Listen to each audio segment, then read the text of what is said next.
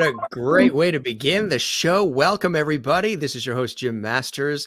You're watching the Jim Masters Show live entertainment lifestyle variety talk show series coming to you from the New York area here on the East Coast of the United States. And our guest is in LA, in Los Angeles, California. We're talking about the renowned multi-instrumentalist, also founder of the Zydeco Party Band, and Dr. Soundgood. Yeah, we're going to tell you about that too, which is really exciting. He's going to play live for us as well. And he's been doing this for a long time. We're really honored to have him joining us here live from his beautiful home studio. Matter of fact, as a boy in East Texas, his father would wake him up singing "Good morning to you, good morning to you. We're all in our places with bright shining faces. Oh, this is the way to start a new day." Then he would go to play Deep Purple on a piano while his mother would sing. And now when playing the solo, always tries to work that into a set. And when he was a kid too, his family moved from Texas to Arkansas, to Louisiana, and being able to play a little Ray Charles or Boogie on the piano was always a great icebreaker, he says, and considers music to be the universal language. Again, he's been doing this for a long time, extraordinary background. We're going to talk about it all. He's discovered so many, but his background is incredible in terms of the people he's had an opportunity to work with, work for, collaborate with. They've been extraordinary. If you have seen his resume, that would probably take you at least about an hour to read it. He's even worked with the Muppets and Disney and Knott's Berry Farm. I mean, the list goes on and on and on. It's really an extraordinary background and an illustrious career. I just want to tell you a little more about his incredible background.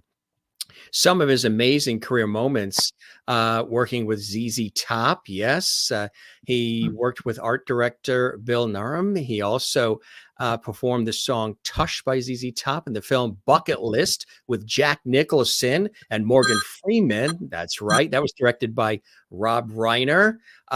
Lucinda Williams, Houston-based band together, shared a bill with Clinton Chenier. Also Rod Stewart, keyboard tech and steel drummer for Rod Stewart.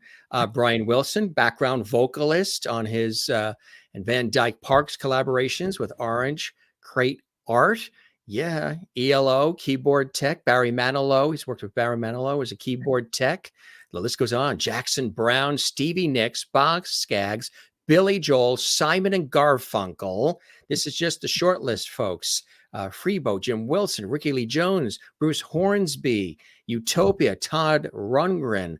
He's worked with all of them. Dick Clark, Jim Henson, Muppets Tonight, the Neville Brothers, Sir Paul McCartney, accordionist and background vocalist for Sir Paul McCartney, Grant Geisman, and incredible. That's just a short list of the incredible people he's had an opportunity to work with. And now he's here on the Jim Masters Show live. In addition to working, with ZZ Top and Sir Paul McCartney and all these fantastic people, he was telling me before we went live on the air that coming on the Jim Masters Show live entertainment lifestyle variety talk show series really is the apex, is the pinnacle of his career. He loved working with McCartney and all of these incredible people, but coming on the Jim Masters Show live just really is the icing on the cake, isn't it? Did I say that correctly? What has all been building up to? All of it has been building up to this evening. Oh my God. That's really amazing. No, it is a pleasure to be with you. Oh, yeah. Thanks for that fantastic intro. We love that. He and I were putting that together when we were chatting, folks. We said, hey, maybe we'll have you play in for our audience watching live. Gang, if you'd like to comment during the show, feel free. Just subscribe to our YouTube channel, Jim Masters TV, and you can chat in our exclusive JMS Lovity chat room right now. You can leave a comment. We can see the comments. A lot of you chatting already, so we welcome you to do that when you subscribe to the YouTube channel, Jim Masters TV. Doug, you were mentioning that it was raining there today. How are you doing overall? It's so great to see you, and congratulations on the new music and the new things that are happening. Thank you so much. And while we're, I better get it out of the way. I've got to do at least a verse of Deep Purple, for my parents here. Okay. Yes.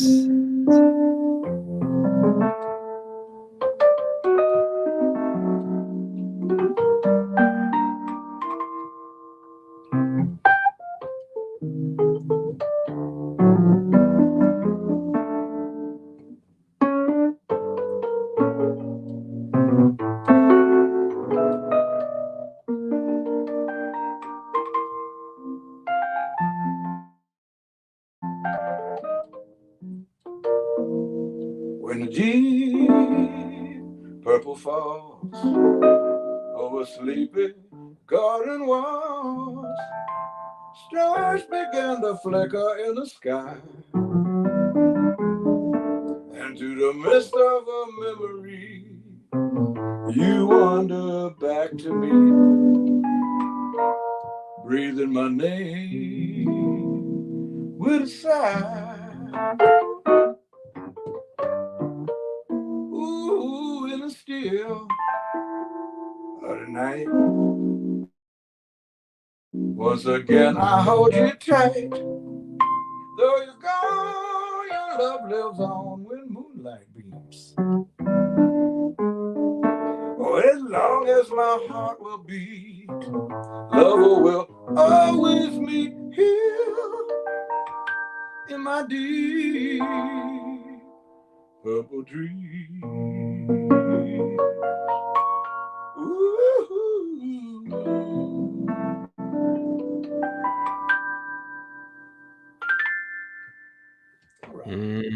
That is sweet as silk. That is so nice. That is really nice. Tell us about that beautiful instrument that lays there before you. That's beautiful.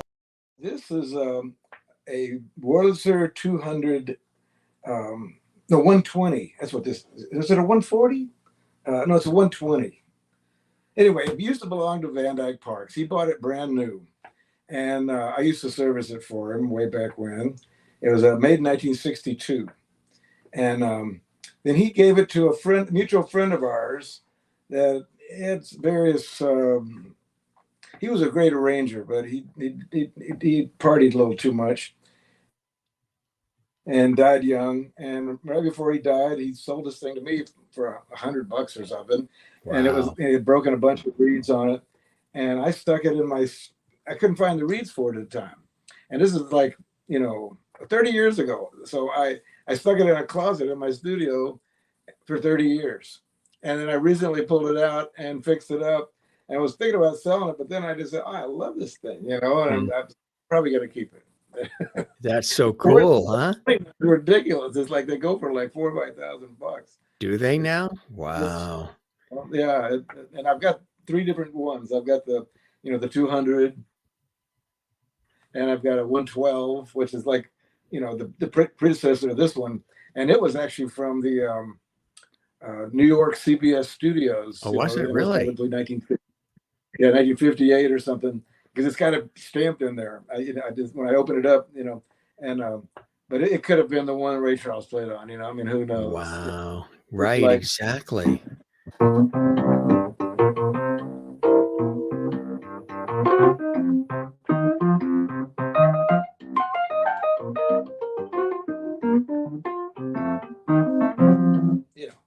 What I say. That is so nice.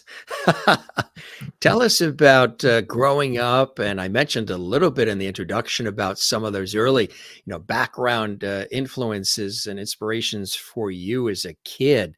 Tell us more about that. What were some of the, did you have a house filled with music? What were some of the things what were you listening to as a kid? My dad was a piano player. I was the third son, and by the time I came around, he had quit playing music for a living, but he still was, we had pianos and organs. And like I say, he started the day with a song every day. And when we were living in Arkansas at one point, I was like in second grade, I think. Me and my brother called into the radio station to try to win a record, and we won. And it was, when we got down there, it wasn't the record they said it was going to be, but they gave us the best of Ray Charles. In 1962, but I was like, great, it'll be, and sure enough, I just loved it, every song on there, and that's what got me. I used to play that song, but I did it with 2 hands because I was so small at the time, But one of the first songs I learned on it was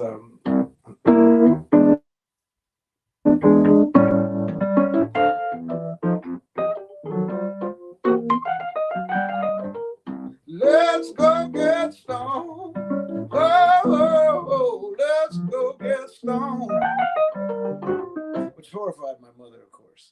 but still, I've been playing that song for 60 years now. It's not hard to believe that many Put it years. up too. Yeah, that's incredible. So as you're going along and you have these influences, when did you start to really create a collaboration with other people and create, your own band? Were you in a lot of other bands before Zydeco? And tell us Actually, about that. I never thought I was going to be a Zydeco musician. Really, I loved Zydeco. A friend of mine took me to go see Clifton Chenier when I was in high school a couple times, and it was, oh, this is awesome, and I want to run around like that crazy guy with the rub board, but then I was always figured I'd be a piano player, though. But then I married an accordionist, and she was a very good accordion. She still plays, and we've been married 43 years, and she has a house out in Joshua Tree now, and she goes and plays all the open mics and stuff out there with her accordion. So everybody knows, Jennifer Palmer Lacey. She's the little lady with the braids and the accordion, the red accordion. So anyway, a friend of ours had come into town, and at the time he was Lucinda's boyfriend, and Lucinda was living across the street from us. So at the time, he used to babysit our kids, and way before that, I had known Lucinda back in Houston, and we had had a band together for a few months, before I put my own band together, and she did her own thing, but it was a lot of fun, for a minute. And anyway, like I said, she lived across the street from us when we moved to LA. And anyway, this guy Clyde came to town to put a band together with my wife Jennifer. He wanted her to be the new Queen Ida, Yeah. but she was like 8 months pregnant at the time. Wow. So that really wasn't an option. And I said, look, I'll do it for a minute. I really don't want to do this, but yeah. So we next thing you know, Clyde and I put a band together called the Zydeco Kids, and we were playing around and having a ball. We had the drummer from the Motels playing with us, and it was a pretty good little band. And I hadn't really gotten my chops together on the accordion, especially the left hand, and I was pushing way too hard and blowing reeds out all the time. Yeah. I get the bump on my arm from running around, and and you're miking these accordions up trying to compete with the guitar player, and it was just good luck. You think you got it really loud. Oh, this is it. Right. Guitar player more notch, then you're done. You're feeding back like crazy. Right. Finally, thank God, the Roland Corporation invested a lot of money into inventing the V accordion, which is a virtual accordion. You play it just like a real accordion, and it's got all the bells and whistles, and they won't make a noise unless you're pushing it and playing it like a real accordion. But there's not a reed in it. It's all sampled accordions, and it does more stuff too that I don't usually use much of. But I swear I've used it on a ton of gigs. I can get as loud as I want, and doesn't feed back, and they're great accordions. So where was I with all that? How do you define Zydeco music for those? Because a couple of people are asking what makes Zydeco different. How do you define it for those who have heard the word, but they aren't able to define it themselves? For me, Zydeco is like a combination of blues, 50s rock and roll maybe, and some Cajun in. And you got to have an accordion, and it's really more real if there's a rub board too, Right. So you can get away without the rub board if you have to, but it really does add a whole lot of energy. And a good rub board player is it's hard to find, to tell you the truth, because they run out of steam pretty quick. It's a real physical job, but I love playing rub board, but I can't play rub board and accordion at the same time. So, but I've always hoped that someday I'd have a band big enough where I could have another keyboard player that also played accordion, so I could also play my steel drums or whatever. That's kind of what the news. We've come up with a new project with this new band. We were making a new Zydeco Party Band record, but it didn't end up being any Zydeco on it. It's more like the Neville Brothers and the Meters and Little Feet and there's some accordion on it, but it's not really Zydeco. So anyway, we did a few gigs around town. People that hadn't heard the band before seen advertised as Zydeco Party Band, come in and say, "Well, are you guys going to play any Zydeco or what?" So we did. Right. He said, "Oh, sure, okay, we'll play some Zydeco for you." But at that point, we said, "We got to call this something else if we're going to put this record out, because people are going to just, I bought this thing thinking it's a Zydeco record, and it's not." So we're called Dr. Soundgood now. So that way, if it sounds good, it's just fine, whatever it is. Yeah, like the way you said it, Dr. Soundgood. That sounds. Yeah. It's got to be a certain way you say it, right? Dr. Soundgood. Yeah. Soundgood. Yeah. Yeah. Almost even a little Motown in there. Dr. Soundgood. I like that. I like what you said.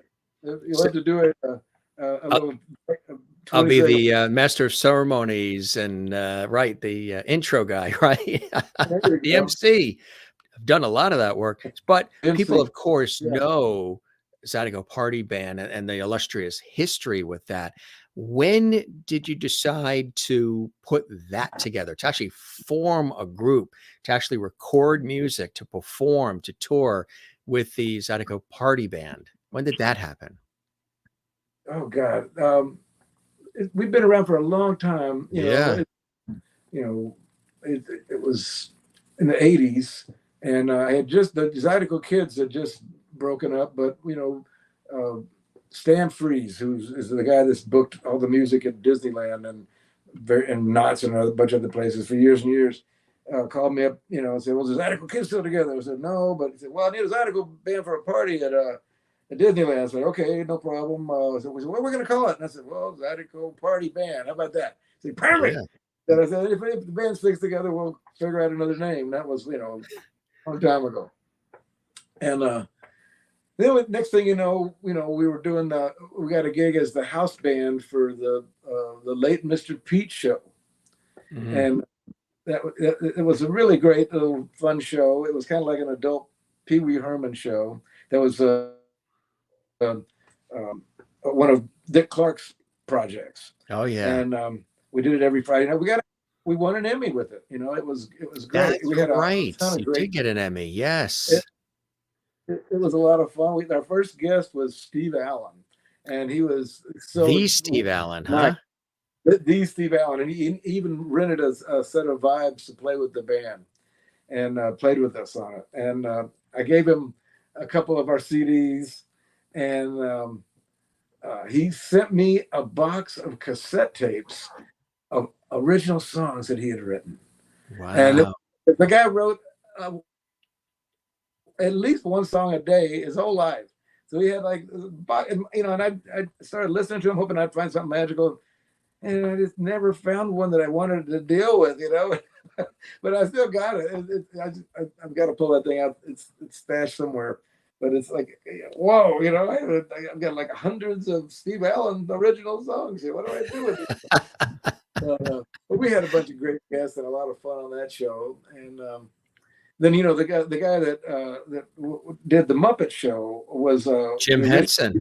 Yeah, but the guy that did the music was yes. When I used to work for Oingo Boingo, I worked for Oingo Boingo as a keyboard tech first, and then I got a photo of you with Kermit. Yeah, there I am with Gilbert. Tell it what. Yeah, oh, that's right. Is that Gilbert Gottfried there? Yeah. Yeah. What do you recall this? Oh yeah. Yeah. That was a lot of fun. I had I got to play that beautiful accordion. That's my main axe. I've got over 30 accordions. I'm sorry to say I'm up. No, that's your thing. No, but that's my main axe for recording. It sounds so good. It's was this from the Muppet Show? This is from the Muppet Show. That was and he sang this really silly song, and you can't see it in this picture, but he's got his underpants on. They're like with red polka dots. And that's no pants on, just underpants, like these big boxer shorts. Gilbert or Kermit? Yeah. And it's really cute. That is funny. What a great shot. So how long were you affiliated with Henson Productions and the Muppets and all? I'm trying to remember whether we did one or two seasons. It was actually the Muppets Tonight Show, which was a sequel to the Muppets, and It didn't do that great in the United States. It did a whole lot better in Europe and other places, which I still get little weird checks from, because I whistled the theme and that kind of stuff, and so that was SAG, thank God, Yeah. and but You whistled the theme? I've done a lot of whistling work. That's Do you my remember the theme favorite now? gigs. Hmm? Oh, I Do you don't remember remember? how, something like that, Oh, yeah, that's right. Right. Yeah. But I probably did it up an octave or something. But it was uh, but anyway, I think we did it for a season or two. Working with Um, the Muppets, yeah. they were placed. Kermit made appearances off and on during the show, but the host of the show was now a Rasta puppet, which is really cool. I thought it was great, but I thought, is this really going to go over in the United States? I don't know. Yeah. Sure enough, it didn't really that much. And Miss Piggy would make appearances, but they had other, kind of replacement uh, Muppets, for the new Muppets Tonight Show. Yeah. Right. And some of it better than others as far as appealing to the United States conservative crowd. Right, So, exactly. Right. That version was a little bit more of an evening sort of version of the show, right? Would you say? sort of, I guess, yeah. I guess I give Muppets Tonight. I guess it's the evening. Yeah, I never really thought of it that way. Right, exactly. Uh, So how did you assemble, the crew, the guys? How'd that all come together and finding the people to work with and play music with and create? it's a pretty tight, circle in LA. I mean, everybody knows everybody, and it was just, we just got lucky. And Mark Shark was the original guitar player, and we were together for many years. He's up in Portland today. I always just called him today to catch up with him because I wanted to pick his brain, see if he remembered anything more about the Muppets than I do. Because it's Yeah, all a little bit of a blur to me now, but right. it's but it was great to touch base with him. And this picture you're showing now is a version of the band from a couple years ago. It's Dave Easley on the left on the bass has got his own band now, and I've got Taras Pradanyuk on the bass now. But other than that, it's the same band. But we've got a couple of new members now. There's Gio Siambodi, who's was a background singer for Bruce Springsteen for years, is singing with us now. And we have a trumpet player named Bill Churchville that did all the arrangements for the new record. He was with Tower of Power for many years, and Oh, he's yeah. addition to the band. And um, it's the band's getting bigger and better. And when the Zydeco Party Band's not going away. I mean, if somebody calls me to do, they want a Zydeco Party Band gig, we'll definitely do it. But the Dr. Soundgood thing gives us a little bit more leeway to do something different. Which I've been writing, a lot of different kinds of music all my life. And at one point I made a record with the Oingo Boingo Band when Annie Open broke the band up after we did the quote unquote last show at Universal Amphitheater. And then, I got the Wild Hair, I had a bunch of music that I had written that I'd never had a band that was good enough to play. And I went, well, I'll get a budget together and just hire all these guys while they're still, haven't totally split up, they haven't gone their separate ways anyway. And it was a great little record. And the guy that got me the record deal now is working for me now, trying to help me get something going on with this new project. Mike, he was the manager of Oingo Boingo at the time, and now he's got a company called LA Development Services, and he's helping me develop. Well, you've been developing, as time goes on and fine tuning and perfecting. I mean, goes all the way back to the early years we have found, huh? Tell us about who we've got here. What a cool shot this is. That's me at my house I had in Houston when I moved out from my parents' house, and I moved in with Captain Macho. He was a radio disc jockey at the time, real wild man. Yeah. And I was moved in his house. He was a piano player too, and long story how we ended up living together. But I moved in. I took the place of what was to be my future wife. She was just about to move in with him and just had finished making curtains for this house. And then he met me, and I had a bunch of keyboards, so he moved me in instead of her. So she hated me for years, and we finally got together later, and got married. But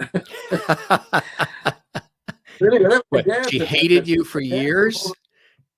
Oh, she did. So how did you win her over? Did you write a song for her or something? How did that? Well, I started playing in her band. Oh, you started playing in her band. Yes, I was playing baritone horn mostly, and some keyboards, and it was a silly little band. But and with her boyfriend was the drummer. I stole her away from the drummer, so more drama.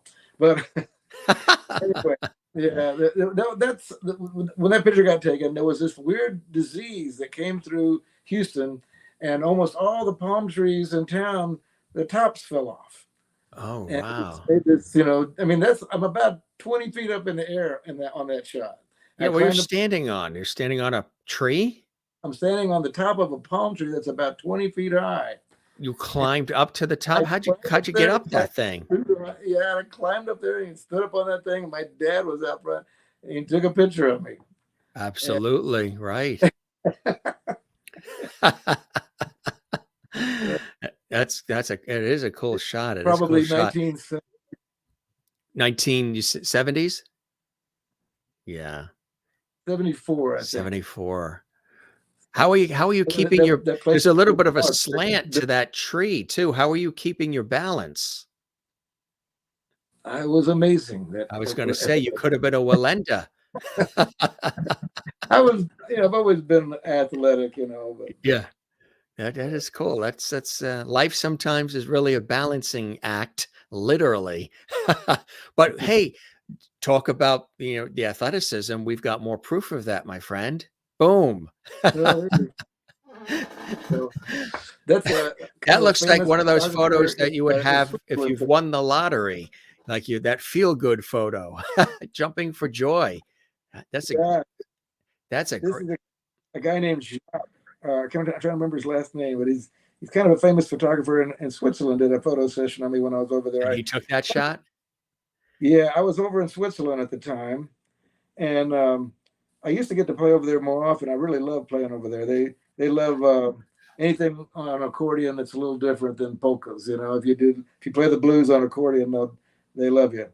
And so I used, the first time I played over there, we opened for the Neville Brothers, and it was a really great show in Winters there. And then I did a bunch of other stuff there, just running around playing little clubs and blues festivals and things. That had to be cool, huh? A lot of fun. I'm trying to find the name of this photographer real quick. I'm looking on my phone. I'm sorry. The photographer that's responsible for that photo. Yeah, Jock.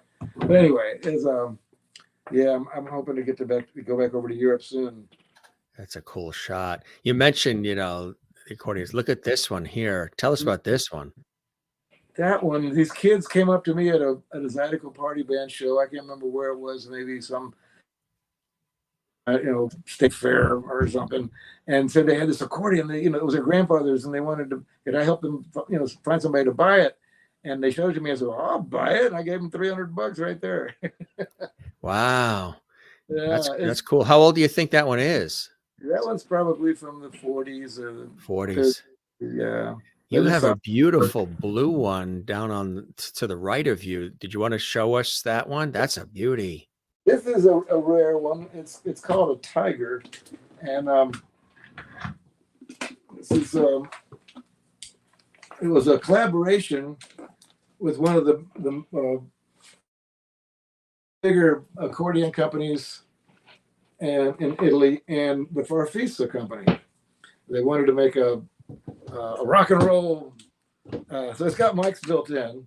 And it's got this black and white keyboard, and the keyboard also it has this straight thing instead of going out at an angle like most accordions do, and it's supposed to be more ergonomic and make guys that really don't play accordion will feel more at ease playing it. Unfortunately, I've been playing accordion for 40 years. I'm used to doing this, and it's kind of weird to do this, but it's still pretty cool. And it's got this weird tuning that they're trying to simulate the Vox Jaguar or the Farfisa. Continental or whatever, the Fox Continental. What was the first? He had a. Let me find that weird. Weird? Tell me about it. Well, they go. But there's the bottom one, but this one here is the crazy one.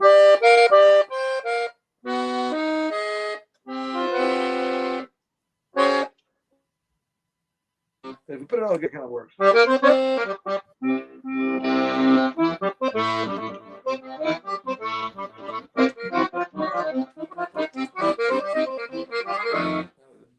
on the bottom still snap. It makes it a little harder to play.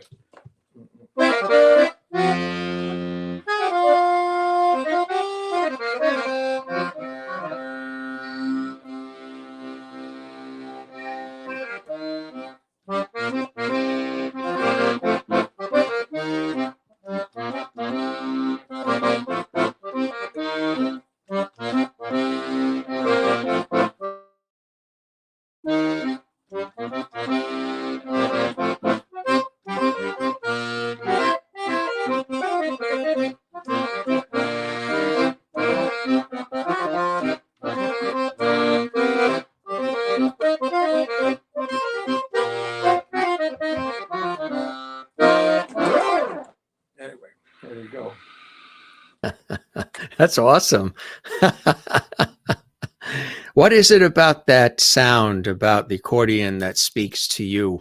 Why is it one? I mean, you're a multi-instrumentalist, but what is it about that particular instrument that you really, enjoy? Well, the nice thing about accordion is you can run around with it on. For starters. Yeah. And you get in the left side, you got your bass and your chords, so you can do your bass rhythm, and over on here and play your lead on the right, and you're one man band. Yeah. But it's got that folky, it just makes you think. Yeah, it's kind of like steel drums too. I play steel drums as well, and it's real most of the time pretty happy sounding stuff. Although play anything on steel drums, believe me, and you can get real dissonant with them, and it really cuts. But accordion and steel drums are best, I think, when used sparingly at times on certain songs, especially. You don't need to have it the whole way. It can be real special. It's kind of like in the old days when they would use a celeste or glockenspiel. Just like one time in the song, ding ding ding, something, Yeah. And That was the NBC network you just did. Exactly. Ding, ding, ding. Right. Yeah. Isn't it amazing? Learning soul edge. That was. Those things are phenomenal, aren't they? When you, the people that think of something like that, the person or people that thought of ding, ding, ding, and for 1,000 years, it's the NBC network. When you hear that, you identify it with NBC. There's another one that's like 2 piano chords, keys, and it's for Honda, and it's like, didn't. It always starts their TV commercials and their radio commercials. You just hear, doo-doo, and then the commercial starts, and it's Honda, and all it is just two, or even when your computer signs on, some of the dings and the sounds that it makes that are identified with Microsoft or Google or whatever it is. It's kind of cool how to be able to come up with tiny little nuggets like that become universal.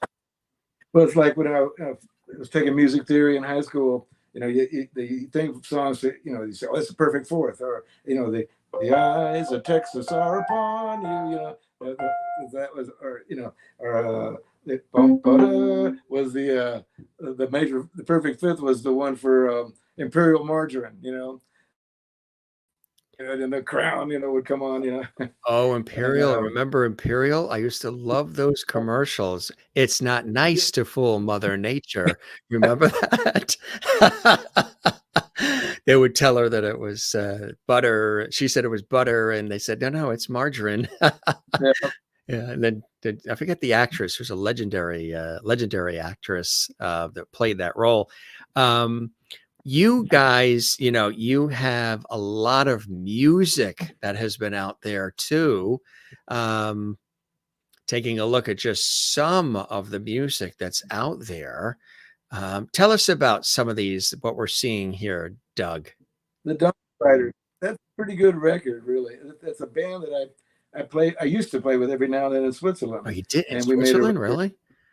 Yeah, we did that at a studio in Switzerland, and I walked in. They had this killer piano and I ended up playing a whole lot of piano on that record as opposed to what I usually play with those guys was mostly accordion, but.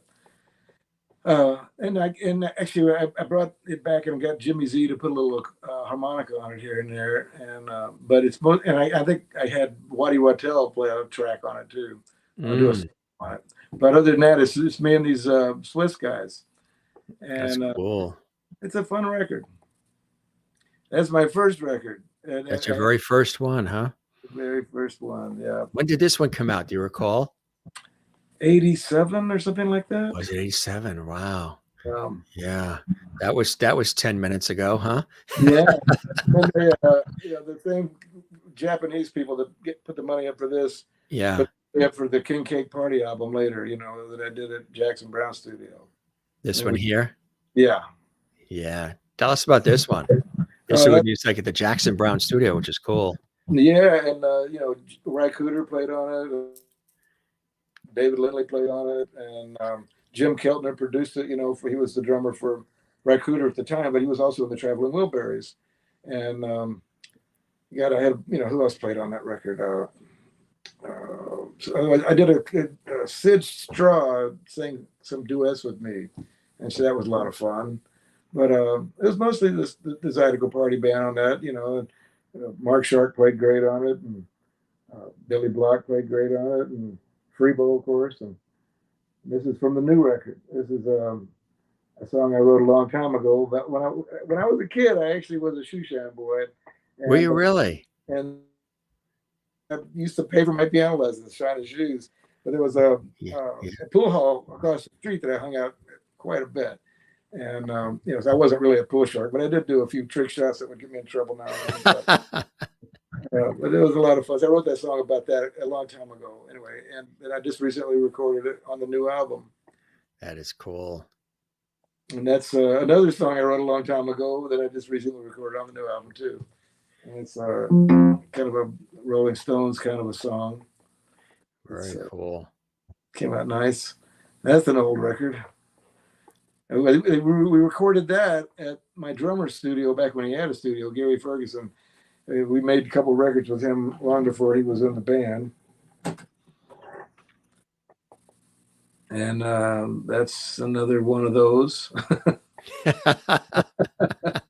We had a different cover, but when this label picked it up for a minute, they made that cover for it, and I went, oh, okay, whatever. Whatever, right? Exactly. Yeah. Exactly. I mean, you guys, it's been incredible, when you think about it, to be together as long as you have, and now, like you say, Dr. Soundgood too. Jimmy Z there, Jimmy Z, the saxophone harmonica player. We go back. We were in Rod Stewart's band together in 1979. So we go back a long way. Tell us about some of that too, Doug. I mean, just individually, some of the people that you've had an opportunity to. Here's another one. That's a cool shot. That goes back to. That picture was taken by Henry Diltz. Was it really? Yeah, he's the famous photographer. Yeah, yeah. This is the best of the party band. That's a cool one. Yeah. Unfortunately, we lost the roll of film, and that's just a print that was taken from, Now this is the newest, this is the new album cover. New album, and the cover's actually been revised since this photo. But tell us about this, because this is new music coming right out, right? This is the pretty much little cartoons of all the members in the band there. Yeah. It's real. The drummer in the back. That's Gary, and there's Bill Churchville with the trumpet and Jimmy Z next to him with the sax and Randy Ray Mitchell on the guitar, and back up by the piano is Taras Berdanyuk, and of course the girl with the smile is Gia Sambodi, and the girl that's grimacing is my niece, who also sings on the record too, and she sings with us when she can. She's pretty busy in a couple other bands right now, but it's nice when she can sing with us too. Jalinda Palmer, and there's supposed to be me playing the piano and a young me playing pool. And my that is cool. This is drawing by Matt Adams. I was just about to say, yeah, who did that work? It's fantastic. He's done a lot of album covers for the Grateful Dead, and he's also a good friend of my daughter's, who's making her own album right now, which is really good. Her songwriting skills are much better than mine. She's a really good songwriter. I mentioned too some of the extraordinary people that you've had an opportunity to work with. Tell us about or do things with Sir Paul McCartney. We were teasing a little bit about that in the beginning. Quite an honor there too, huh? Yeah, that was pretty cool. That was just because I had been, when we worked on the Muppet Show, we worked at Capitol Records a lot, and I just happened to be in the right place at the right time. Paul was doing this benefit for PETA.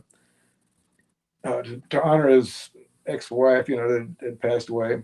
Yeah. And Linda, yeah. I got this call, from Apple Records saying there's going to be a high-profile gig that we've given your name to, and they're going to call you. I don't know when, within the next month or two. But they wouldn't tell me who it was. I was going, whoa, who's the, Capitol Records? Who could it be? And sure enough, in the middle of the night, man, I mean, like 3 a.m, I get this call. Well, this is blah blah blah, representing Sir Paul McCartney, and we'd like you to play accordion. Of course, this will be a SAG contract and all this stuff. I don't know. I was like, oh, sure, hey, yeah, I'll be right there, whatever.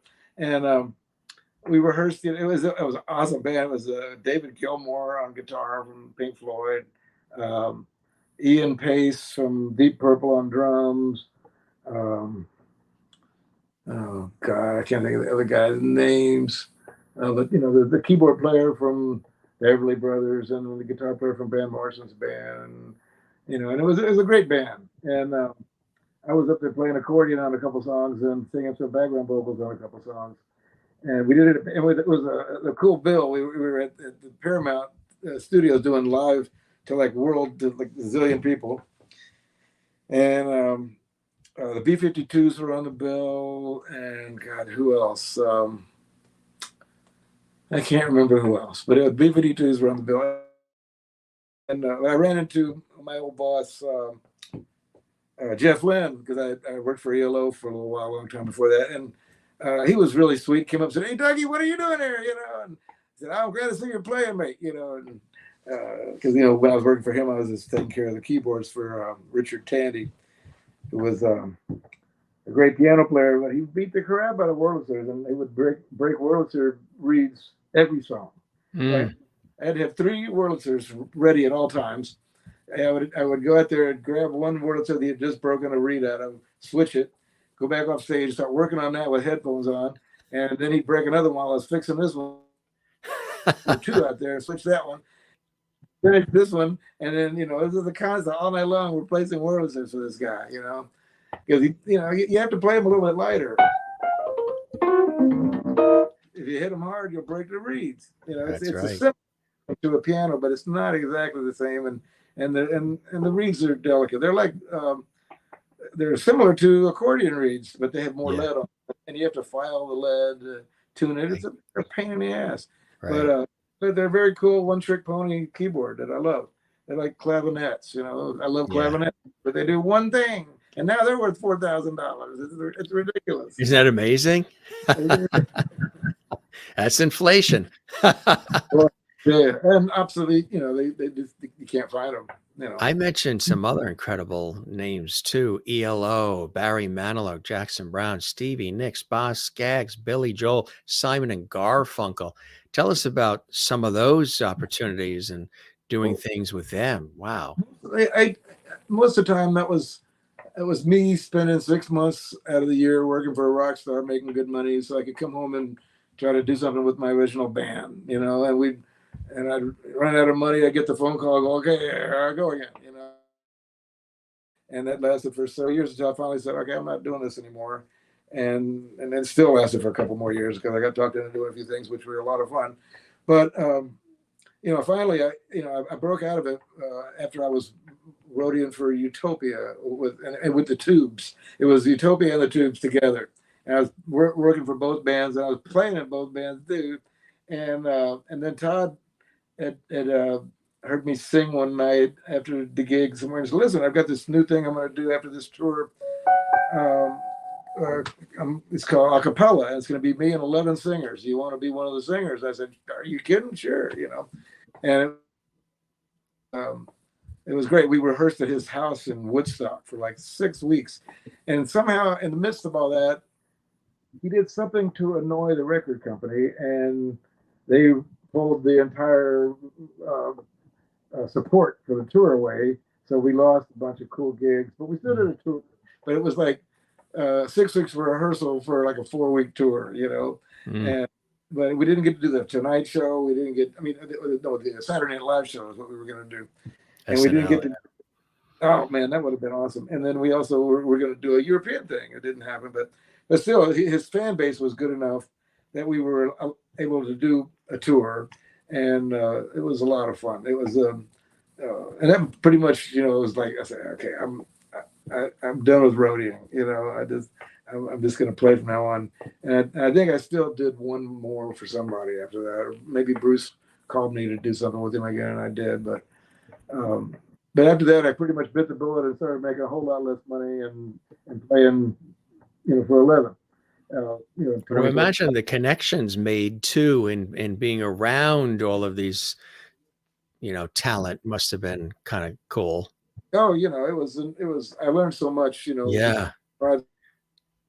And everybody do their thing. On my that Hey You album, the one with me in the car. That was the one that I grabbed everybody I'd ever worked for almost to play on it. It was ridiculous. My backup band for most of the songs was the Tubes. Mm-hmm. I got Bonnie Raitt to play on it. I got Eric Gale and Ry Cooder and David Lindley and a bunch of people. I can't even remember all these people. Yeah, it was crazy. And I thought it's got all those people on it. It's gonna be a big hit, But unfortunately, it was such a diverse record, and you can get away with that more these days. You really needed to have a niche, for the record companies to pick you up. Yes. And, I had tracks. I had some of the best musicians in the world on this record, but it was such a diverse record. They were going, how are we going to promote this? What are we going to do with it? And that record actually came about because I had made a 45 when I was working with the Ry Cooder band, and I went in and I had just right before that I had worked with Billy Joel, and at the end of the tour he got rid of one of the background singers that was also playing piano on a song so he could stand up and go, I'm an innocent man, And so I started singing some background vocals and also playing the piano on that song. And I didn't think I was going to make any extra dough doing it. I was just happy to do it. But they sent me some extra dough after the tour. And so I said, hey guys, I was working for Cooder at the time. I said, I got this extra dough. Let's go to the studio and make a Christmas record. Because we've just been talking about wanting to do that. Because I was playing Christmas in Prison on the piano one day, or on the accordion. And then Rick and Cooder said, oh, I love that song. Blah, blah, blah. So we ended up doing it. And now these 45s that I made that have got, Cooder and David Mansfield and Keltner and all the people on it are worth like $100 a piece in Japan. Isn't that amazing? Really, I know. That's why I've kept a lot of my albums, and we have a climate controlled storage unit we pay monthly for that has sealed albums and records and reel to reel and cassettes and CDs, Matchbox cars, baseball cards collected from childhood. They're all in there. Yeah. Newspaper scrapbooks. I used to make scrapbooks. I got that from my father, who has always done that as a kid, cutting like major stories and things out of the newspaper and then putting them, taping them or gluing them into a scrapbook, and then pulling those scrapbooks out about, the blackout of 77 or just whatever, went on at any time. Really, really cool to be able to look back in that way, when you bring it all out. Vinyl is back to a degree. Yeah, my wife, when I met my wife, she was a disc jockey as well. She was at a show doing big band stuff. So she has a ton of 78s. We have, a huge shelf of 78s, and a bunch of other records that unfortunately were abused. But the 78s, I imagine they'll be worth something someday. So who knows? What if we came over there and we were to listen to what you have in your record player, your iPod, your your choice of player, maybe your boom box? What would be in it right now? Oh God, I said lately. What was I? I was listening to some old Zappa the other day. One of my very first records that I really loved was Hot Rats. And what else I have on the other day? I think I was listening to some Little Feat. I would always pull out Little Feat at the drop of a hat. I was really lucky to get to work for Billy Payne for a while when I worked for Jackson, and then I worked for Richard T when I was working for Simon and Garfunkel. So I, learned a lot watching those guys. Simon and Garfunkel. I mean, what years were you working with them? Oh, I just did a Australia and New Zealand tour with them, and it was kind of in between. Their crew had gone off to do something else, and I had just been working with Billy Joel and their friends. Billy said, "Hey, you want to take my guys?" And so that's how that happened. It was so funny, man. I think we played these gigantic stadiums in like New Zealand where they hold like 80,000. Yeah. Yeah. And I'm the same size as Paul. And I was taking care of Paul and Billy Payne and Richard T. And also another guitar player. He's in can't think of his name, but he's in Little Feat. Oh yeah. I got on the stage with Paul's guitar, and they would think I was Paul, and then the whole crowd.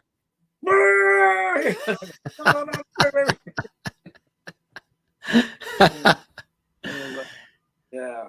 That is so cool. Did you want to play some more for us on that beautiful instrument you have sitting there? Sure. What would you like to play, my friend? Oh, let's see. I'll play a song off my new record. This is the one you saw called Saturday's Child. Perfect.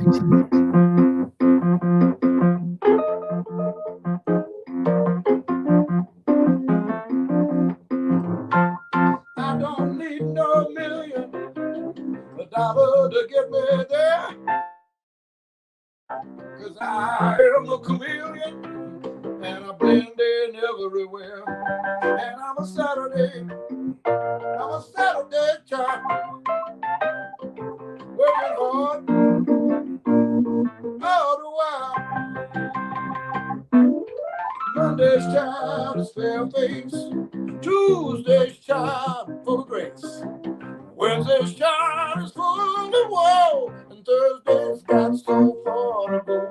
Friday's child is loving and giving, Saturday's child working hard for a living, a child born on a Sabbath day. Blind, but I'm dead on a Saturday. Oh yeah, I'm a Saturday's child, working hard all the while.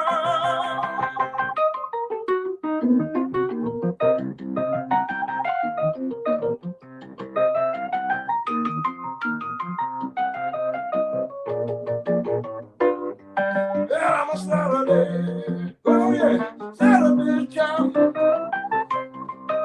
working hard all the while. Well, it's a lucky man that's born on a Sunday, everything going his way. A Saturday's child working hard for a living, no, I don't mind working for a better day. Saturday, oh yeah, Saturday's child. hard all the while. And I'm a Saturday, oh yeah, Saturday child. Working hard all the while. Woo. That's a real workout, isn't it? That's a good one. Oh my God. Oh, that's really absolutely. Yeah. That's what the viewers are saying. Saturday's Child, and Terry Linder saying Big Papa on Fire, Spectacular Doug, and all kinds of emojis from Merlin and Toby and Wowee, Get It Doug, and Get It Doug. And that was fantastic. And Wowee. And yeah, that's feel good music. You know, it really does get you going. If you are having a bad day or you're just down in the dumps, put some of that on and it'll lift you right up, right? I hope, one would hope. If not, then they don't have a pulse. If that doesn't lift them up, then they might need to check with a doctor. They might not have a pulse. Sherry in Kansas says that'll get my body moving. Perfect. That's now. Where can they get the music? iTunes, Spotify. Yeah. Just you can go to my website, drsoundgood.net. Dr. Soundgood, I think we'll have the link on it, or my Facebook, you know, Doug Legacy. And there's a DougLegacy.com page too. At one point, we were just going to be the Doug Legacy Band, but, you know, I mean, we've been trying to figure out how to brand this, and I think we've come up with it finally. Yeah. So what was it, like you say, Zydeco Party Band still there, but you were mentioning a little bit about the addition of the Dr. Soundgood. Did anything during the downtime we've had of the pandemic, the time to reboot, refresh, take a look at what you want to do forward, like a lot of people have done in their lives, did any of that also play into wanting to come out of the gate with this sort of new spin on things as well, Doug? You know, it's been leaning that way for a while, actually, you know. And it just, by the time we finished this record, we've went, hey, there's no Zydeco on this record. What are we going to do? So, you know, I said, well, it's okay. You know, it's maybe we should call something else. But, you know, it's tough, you know, especially when you've been, you know, something for so long. And, you know, it's, you know, and every time somebody watches a Muppets repeat show, they see that name at the end of the show. And it's like, you know, well, I hate to give that kind of thing away. But so I'm not really saying that the Zydeco Party Band's, you know, dissolving. It's just, this is another project stemming from that, I guess. You know. Right, exactly. This is the chance to do something different. I'm going to do a little Edward R. Murrow person to person here, like he used to do when he sat back in the chair with a cigarette, and he'd say, now we're at the home of Lucille Ball and Desi Arnaz. Tell us about the living room that you're in, Lucy. Tell us about that fabulous room that you're in, filled with lots of color and instruments. It's a cool room you got. You know, this was the first house on the block. It was 1926. It's a little French chateau castle. I wish I had a picture to show you. It's a really cute little house that, you know, it's on a hill. And there was a huge basement down below that I needed to fix the foundation anyway. When I bought the house, I got it for a song a long time ago. And now it's worth a lot of money, thank God. So I can leave my daughter something. But it's had this huge basement that was like undeveloped. And so I was going to build a little one-room studio kind of thing down there, and got carried away and built a big studio. And it took me about 15 years. My steel drum partner that I was with for many years, and he's also was an ace carpenter, helped me do it. And he's built a bunch of different studios around town. And then we started making a record for him, and he died on me. So I've got to finish that record now. Mm-hmm. It's a steel drum Christmas record, but it's really is it really awesome. Yeah, it's going to be awesome. And how far along are you with it? Well, I was over halfway through with it, and we had just done this really complicated song that Van Dyke did an arrangement for, and you know, so Van Dyke's going to help me finish it because we were all really good friends, you know, and so but that's something, you know, I want to get back on soon, but I'm a little distracted right this second, but yeah. But anyway, this is it's a very cool studio. I've got all kinds of. I've got a harpsichord in there. I've got a killer piano from the 20s I was telling you about earlier, and then I've got a big old, a giant drum booth back there with a really nice set of drums in a great big 36-inch bass drum that I had restored. I have another 45-inch one that I'm going to get restored. I don't know where I'm going to put, but I've just got stuff. I've got tons of steel drums and accordions everywhere. It's a little bit of you have to watch your step right this second, but you might land on something sharp that plays music as well. Yeah. Boing. I have an organ that my dad bought when we lived in Arkansas back in 1962. It's never been out of the family, Yeah. That kind of stuff, What was the very first instrument that you learned early on as a kid? Piano. It was the piano. Play like this, Yeah, right. Exactly. When you look, you're a multi-instrumentalist, like I said, so you play a lot of different things. Is the piano the go-to? Is that the one that you feel closest to, the piano? I write most of the songs on piano, although I've written a few songs on accordion and a couple things on steel drums, but I usually work it out on piano and then work it out on steel drums. Yeah. How about some guitar and other instruments as well? I don't play guitar. I do a little bit, Yeah. but I would never pretend to be a guitar player. But I do play brass instruments. I play tuba and stuff like that. Low brass. That is cool. For a while, I was doing penny whistles when I was Oh yeah, a pirate at Disneyland for a little while. I played mostly accordion, but sometimes I do penny whistles. And I wanted to talk about that too. Your affiliation with Disneyland. Tell us about that. How'd that happen? That was a cool gig, huh?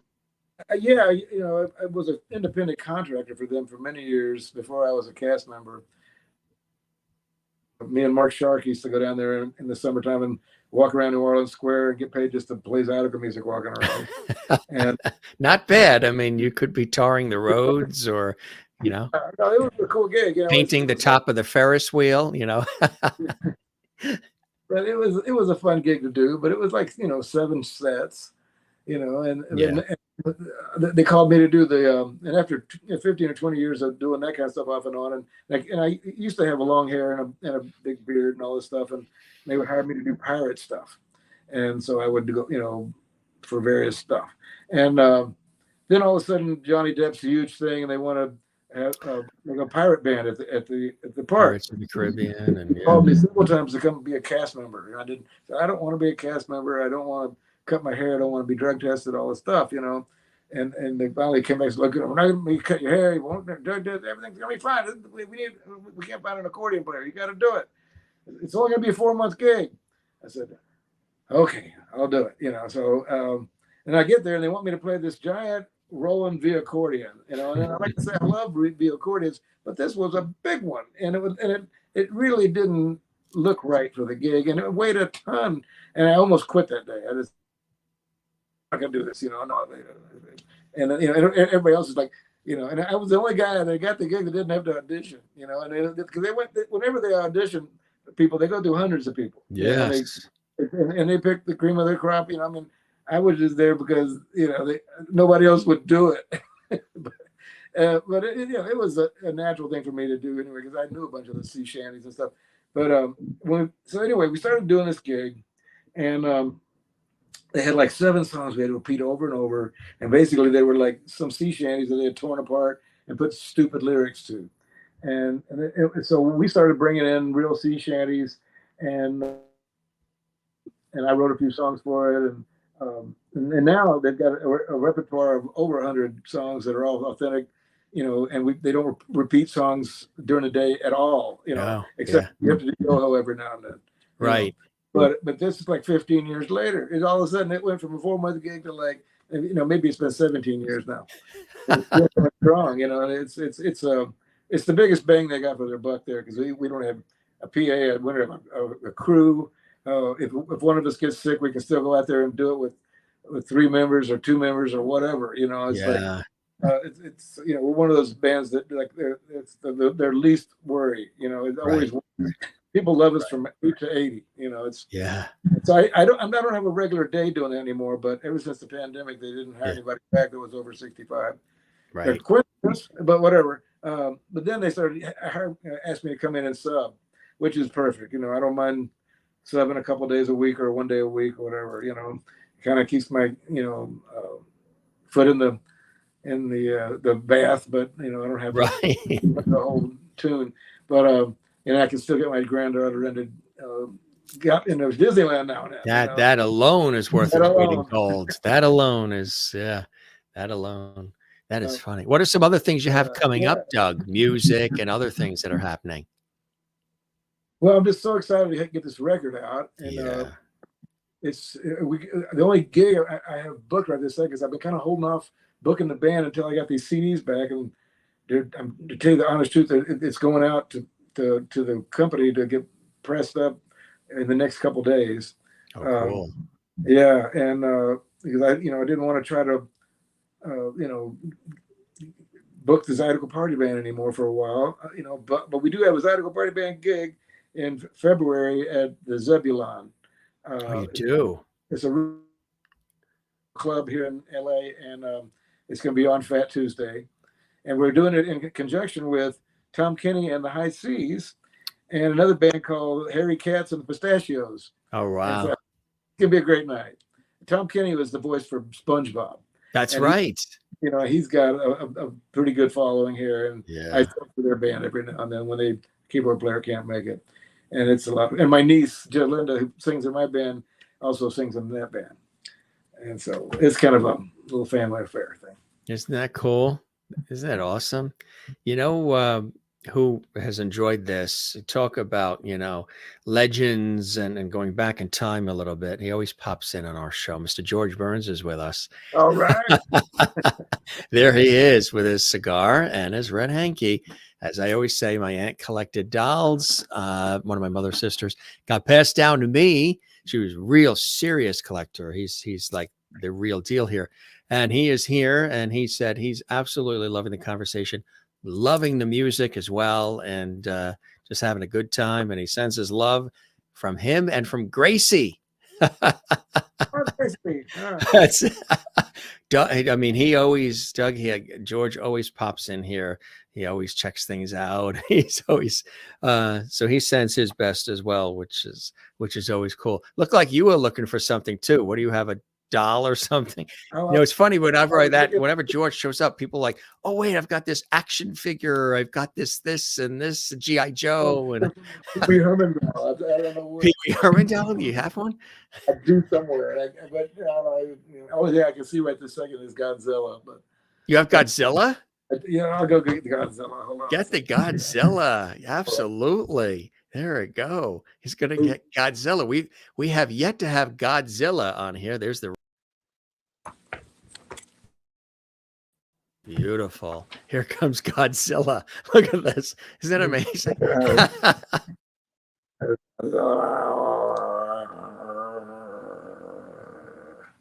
How often do you play? How often do you play with Godzilla? Not very often. It's been a while. Sorry about that, old buddy. You know who wants to meet Godzilla? Gilligan. They were stuck on the island for a long time on that 3-hour tour. I wonder if Godzilla ever made it on that island. There you go, Gilligan. It's from your same time period. Godzilla. I tell you, we're nothing but big kids in adult clothes, right, my friend? Now, Godzilla isn't your alter ego when you're cut off in traffic or anything, or you're at the DMV, is it? They did used to call me Rhino, though, at one point. That is funny. Did you want to play us out with anything? There's anything that come to mind that you want to? Sure. Yeah. Yeah. Godzilla. Back here. Let's see. Okay. That was cool. He even did the Godzilla voice for us too. I love you.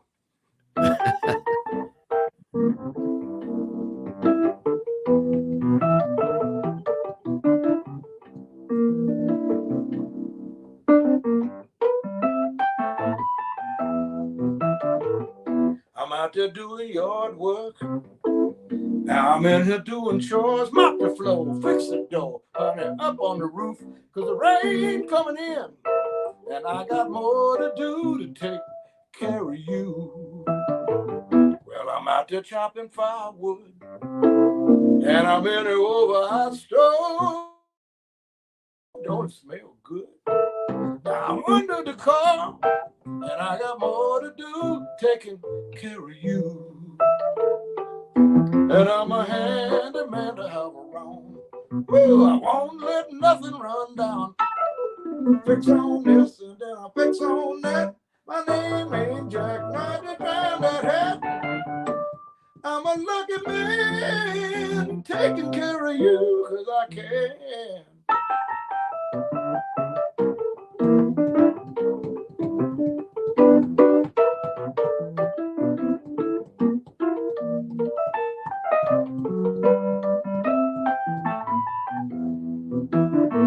Now I'm gonna make you feel good. I'm gonna make you cry. I'm gonna make you wonder.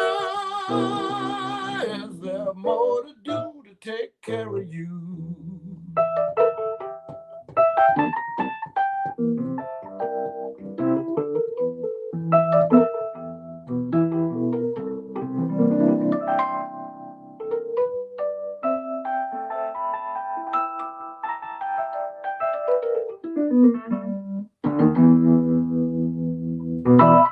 Hey. Really nice, really nice. What a way to wrap that. I tell you, very smooth. How often do you play that? Daily?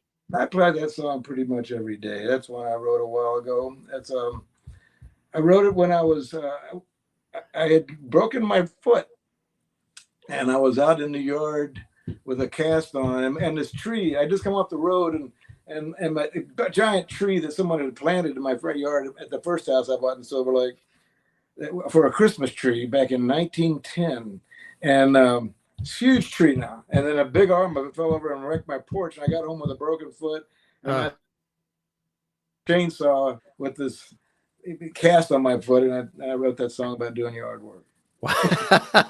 So even in pain, he's still a creative and will come up with a song. I do my best work in pain, which is most of the time. That is funny. This was really fantastic, my friend, and we encourage folks to go to Spotify and Amazon and to the websites and everywhere you can to get the music, to find out about cool things that are happening. Of course, DougLegacy.com as well, drsoundgood.net, of course, ZydecoPartyBand.com. A lot of different places you can go. Tomorrow night at the Trip, we're doing one set at 8 o'clock. So wow. Yeah, it's a little club in Santa Monica, about 2 blocks. Santa Monica. Yeah, it's 2 blocks south of the 10 freeway on Lincoln. Isn't Santa Monica a great place? Yeah. Come on down. That's cool. That's cool. Well, what are you going to be playing? Do you have it set? Is everything? I play the new album. Oh, you are? Yeah. Cool. Yeah. That is cool. And maybe a couple songs off of King Cake too. Yeah. Oh, nice. Yeah. That's awesome. What inspires you? What are some of the things that, the blessings and joys in your life, Doug, that continue to inspire you to want to, like you mentioned, 60 years doing this, and you've got a passion for it. It's in you. It's something that you have to do, not just want to do, but you have to do it. It's something that flows in and out of you. Where do you think that passion comes from, Doug? Oh God, it's just, it's what turns me on, makes me go. Man, it's what chills me out and it's my passion, like you say. I've always I love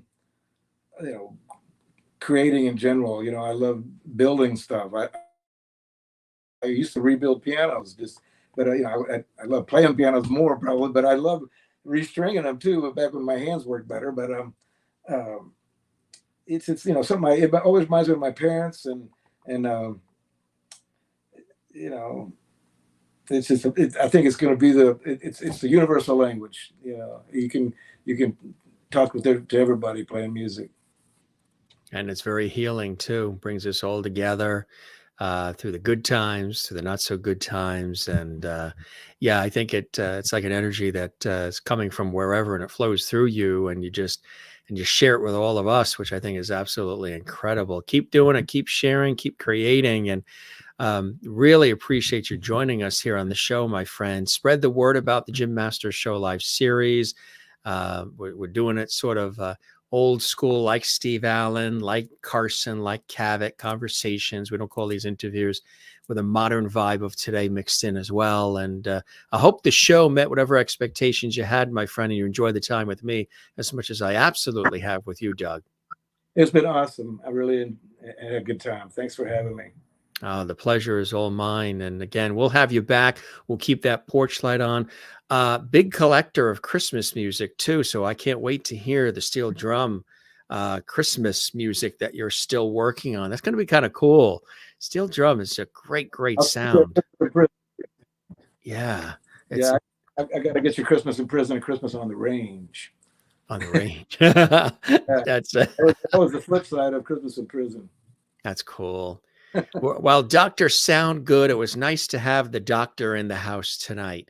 You healed us all from any trials or tribulations any of us may have been going through today.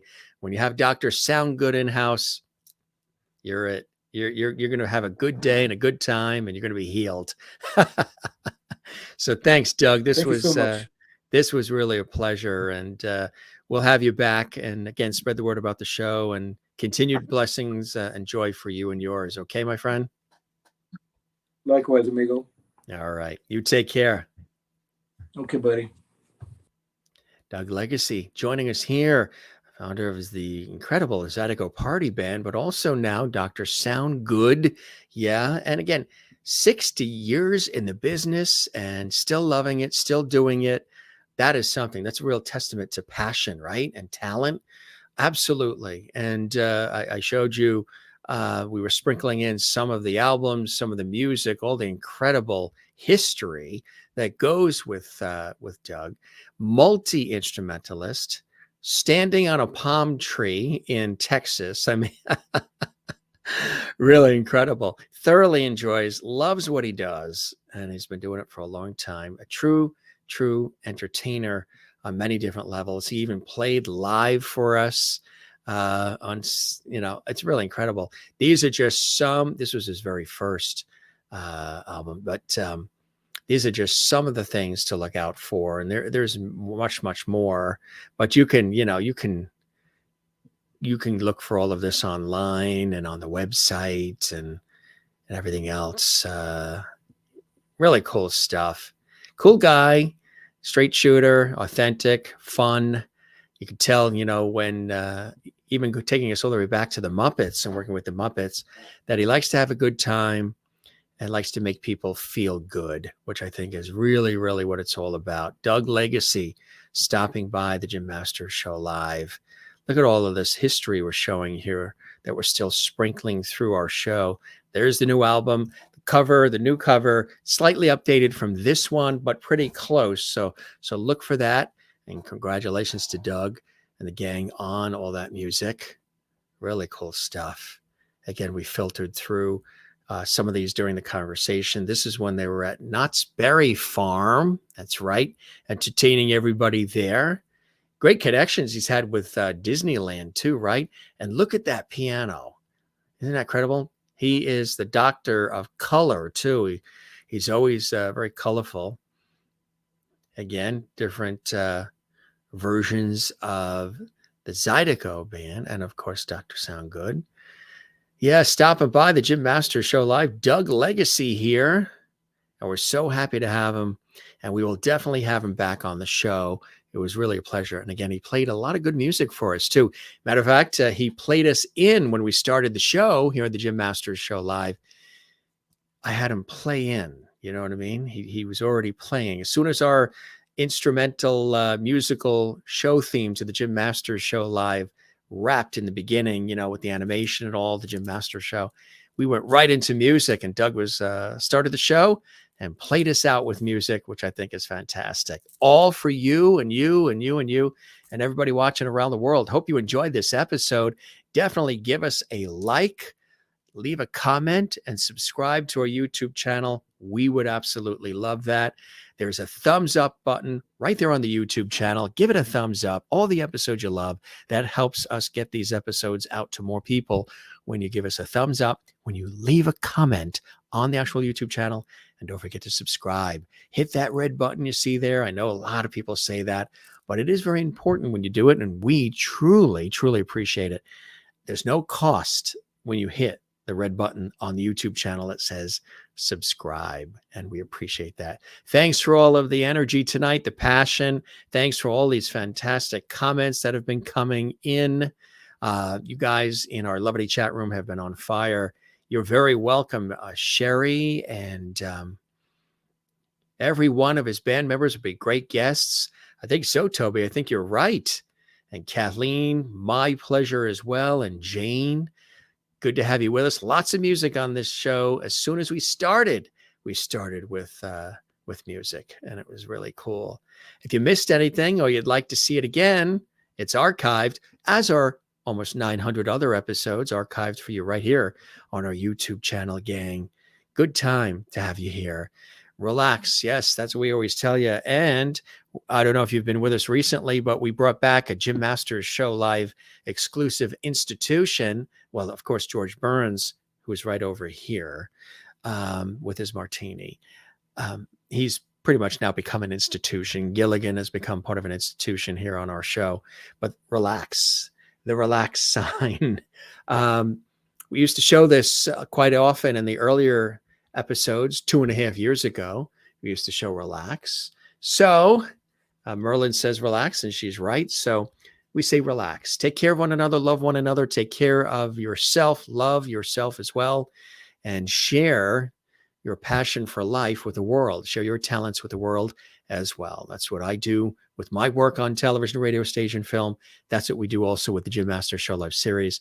And don't forget, through it all, and sometimes I've got to remind myself to do this too, with the crazy schedule I have. Sometimes I need to remind myself to breathe deep from the diaphragm. Remember, we used to do that? Deep breath. Oh, there's nothing better sometimes when you do that. And to relax. Life is crazy. Life is unpredictable.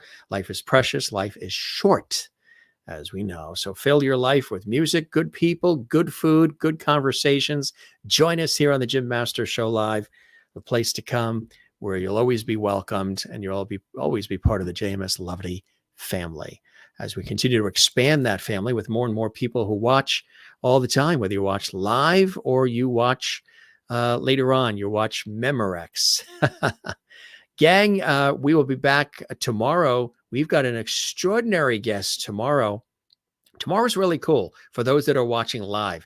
Tomorrow, we've got a really cool guest who's coming on. She's in New York, and we're going to be talking about skincare. It's going to be amazing. Have you spent a lot of money on all kinds of lotions and potions and creams that are supposed to, get rid of wrinkles, smooth out skin, close the pores, all this stuff, hundreds of dollars over the years spent on all of this stuff?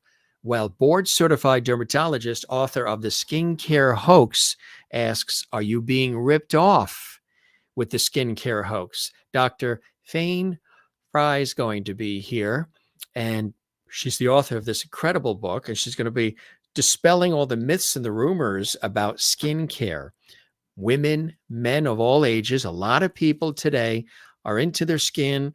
They want it to be healthy. They want it to be natural.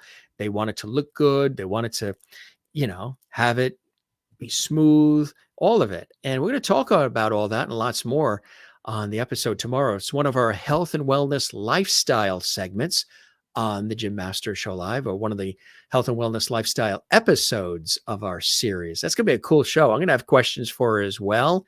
Are you using the right moisturizer? Are you over washing your face, using harsh soaps? I mean, she's an expert. She's been doing this for years. She's wrote a book about it. And she says a lot of people are spending thousands of dollars. They're getting ripped off with the skincare hoax. She's going to tell us what the hoax actually is. And that's going to be a JMS exclusive tomorrow, 7 p.m. Eastern, 4 p.m. Pacific. So get your questions ready, gang. If you have questions for the doctor's going to be in the house tomorrow. And some really cool questions. I'll have lots of questions as I interview her or we have our conversation here on the Jim Master Show Live. And on Sunday, legendary comedian Rita Rudner is going to be here this Sunday. Yes, legendary comedian Rita Rudner. She's been around a long time. You've seen her on all the talk shows. We can't wait. She's going to be here on Sunday. Just making that official announcement for you now. And thanks, everybody. Yes, tomorrow's guest is going to be fantastic as well. You guys are great. Thanks for being with us. Welcoming all of the new viewers who have been commenting. We appreciate it. And all of our regular faithful who comment and who join us as well. Good to have you here. This is your host, Jim Masters, always thanking you for your time this time. Till next time. We don't say goodbye around here. We say see you later. Ciao, cheers, moi loop, slancha, hasta la vista. We say shalom, sayonara, take care, be well, ciao. Take care of yourselves. We really, really appreciate your making us a part of your day. Those who are commenting live and those who watch later on. A lot of our viewers watch this, when they're available, according to their schedules, and we appreciate that. We do the show live, but a lot of people watch the show 24/7. We get views on these episodes even when we're not live. We'll get them 5 minutes from now, an hour from now, 5 days from now, a year from now, 2 years from now, which is fantastic because everything is archived for you on our YouTube channel. So keep watching, keep commenting, liking, supporting, and everything else. And so cool to have you here. We love you all. Ms. Pat in Texas has been with us the whole night. Have a great night, everyone. Thank you, Jim, for another fantastic chat. God bless you as well. And to Sherry, thank you very much. And everybody here. We wish you the very, very best. All right. Take care and love one another. Take care of one another. And as we always say, don't forget to take care of yourself right here on the Jim Master Show Live. Cheers, everybody. Good to have you with us. We'll see you on the next episode. I'll be right here waiting for you and you and you and you. One more comment. We'll see it. Good night. Yes, another good night. Everybody's saying good night to each other too, which I think is really cool. You get to do that when you're in the JMS Levity chat room, when you subscribe to our channel. Jen Barry in Pennsylvania. Jim, love you always. Right back at you. Jen Barry in Allentown, Pennsylvania, USA. We'll see you on the next episode right here on our YouTube channel, Jim Masters TV. Thanks for joining us, gang. We love you all. Be well and take care. It's time now for some macaroni and cheese. We're hungry. We had some chicken earlier. Now at 9 o'clock at night, 8:30 at night, we're going to have some macaroni and cheese. Some good old mac and cheese. That's what we're going to have right now. Isn't that cool? Write that down. I know you guys love talking about food, so I figured I'd slip that in. We are going to have some mac and cheese right now. We're starving. Can't wait. Long day. Here we go. See you later. Cheers.